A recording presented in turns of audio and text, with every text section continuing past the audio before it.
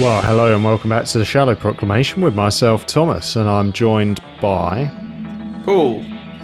And we're watching The War Games, Part 4. We've been enjoying this one so far, haven't we? Yeah. Very bombastic intro.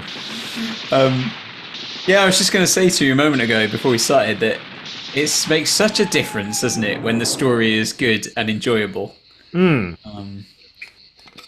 is this reshot from a different angle? Oh, it is, yeah. It was more sort of straight on last time. Yeah, it was, yeah.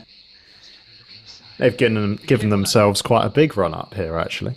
You know, the other week we were trying to think of a story that the fans in general didn't like, but we absolutely loved. Were we? Probably. Yeah, I think we were. It just occurred to me, The Chase. Oh, yeah. Yeah. Yeah. Because, I mean, I think some people are quite fond of it because it knows what it is, but we're really fond of it, aren't we? Oh, yeah, I love it. I love it. That's just great. It's just great fun. Yeah. Okay, right, here we are. We're inside the space-time machine. Yes. It is like the It's got a lot of cellophane and Yes, sir, you're right. foil, aluminum foil. Space-time machines like the TARDIS. So who have we met with a time machine before? The Time Monk. Meddler. Yeah. That was it, isn't it? I suppose, well, the TARDIS in The Chase did have the ability to travel in time, didn't it? That's true. And it was bigger on the inside, wasn't it? It was. Other than that, I don't think we have had any, have we? Come see. The old peripheral vision strikes again. Given that they're hiding behind some transparent cling cellophane. film, basically. Yeah.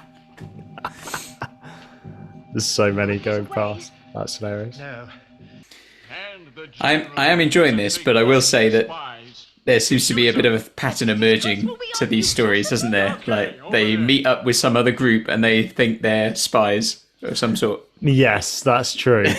How many times can you play that card? Well, in 10 episodes, maybe a few. Look at that. That's lovely. Wow. Looks a bit like Teletubby Land.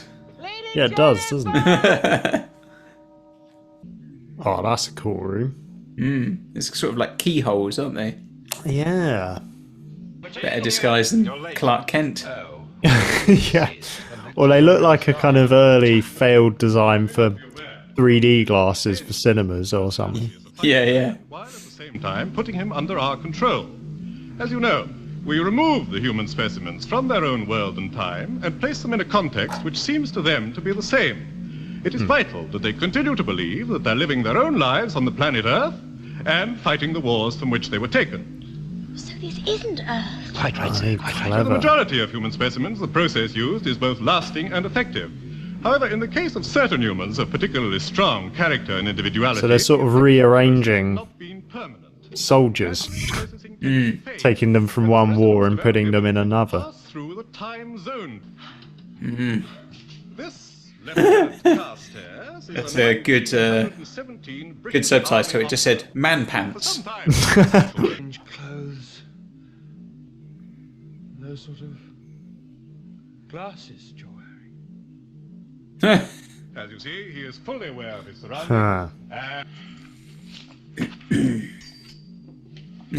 These guards' outfits are interesting. What is your name? Carstairs. I Sort am your of scuba diver slash Sorry, imp. Where are you? except those two people. Those are German spies. Oh. You should have completed de-process him first, but I don't suppose you can do that on a machine like this, can you? Of course we can. It is simply a matter of reprogramming these circuits here. There? And here. Yeah. Here. It's just circuits that are basically just a fridge magnet. Yeah. But every time you go through one of those mists, you're in some other war, some other place. How long have you realized? Ah, he knows what's I going started on. noticing things quite a while back. Then I found some of Well, they said there's some who shook off the processing, didn't they, and sort of Yes. created a rebellion group. One of the students has been extremely helpful to me. That one over there. Run, Zoe! Run! Stop them! It's me, Zoe! You're a German spy. How often is that line gonna come up? My duty to shoot you. They've been mistaken for spies again. Oh my goodness. Not Zoe. There we go. Well, Very good. what did you make of that? Yeah, oh, I've really loved it actually. I mean the whole concept of we got some exposition there of what was going on, but it was done in a really nice way because they just kind of walked in on this seminar where the guy was demonstrating it in a very sort of calm and collected manner, and he's like, "Yep, so we're taking soldiers from one time and putting them in another," and yeah, fascinating. And then the doctor kind of when Carstairs gets corrected, he's then identifies the doctor and Zoe as being a sort of foreigners on board the ship, and then the doctor kind of gets around that by just being really helpful. So it was very cleverly done. I like it. The fact that some people are kind of waking up from having their being brainwashed, like the guy in the Civil War who's kind of realizing what's going on, and so it's doing a lot, isn't it? It's a lot of times, a lot of places, a lot of characters, but it all feels coherent. Yeah. Unlike the space pirates. Yeah, I like some of those scenes there where the rebels have kind of come in, and I like how they're obviously all from different time zones. It's just this wonderful mishmash of different characters and outfits and stuff. So that looks really good. Yeah, what did you make of that little moment between the Doctor and the War Chief at the end there? Yeah, there was a moment. The Doctor almost had a moment of recognition, didn't he? And then ran off. So, do they know each other? That's interesting. Yeah, so certainly intriguing. I didn't write a huge amount down because I realised, not because I didn't enjoy it, it's because I was enjoying it so much that I was just wrapped by it. So, yeah.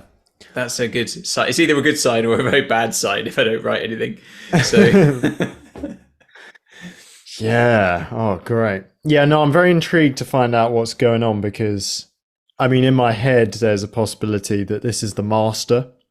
But we did sort of meet a guy called the Master during the Mind Robbers, so I don't know quite how, the Master is going to be introduced. But the fact that you've got a ship that can travel in space and time, and that the Doctor recognizes him, suggests that it's someone from his sort of past home planet. Maybe he doesn't recognize the Doctor at this stage because the Doctor, he might not have seen this incarnation of the Doctor. He might know Hartnell's Doctor. Well, he did seem to recognise him, didn't he? He did.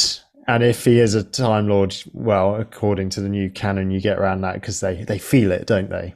They recognise each other. I don't know. We'll see. It's exciting. Yeah.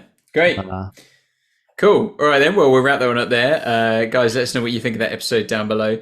Drop your comments there and come and join us in our Discord server for more Doctor Who chat. There's a link for that in the description. And of course, do leave questions for the season 6 review because we're fast approaching the end of the season. But until next time, bye-bye. Goodbye.